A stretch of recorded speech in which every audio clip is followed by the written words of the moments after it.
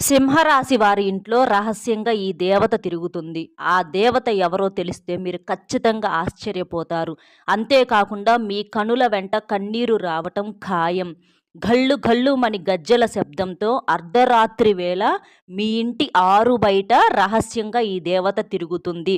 వీడియోని మీరు ఒంటరిగా కూర్చొని మరీ చూడండి. అలాగే వీడియోని పూర్తిగా చూస్తే అసలు ఆ దేవత ఎవరు, ఏంటి అనే విషయాలు మీకు చక్కగా అర్థమవుతాయి. కాబట్టి పూర్తిగా విని వీడియోకి ఒక్క చిన్న లైక్ ఇచ్చి సపోర్ట్ చేస్తారని చెప్పి మనస్ఫూర్తిగా కోరుకుంటున్నాను.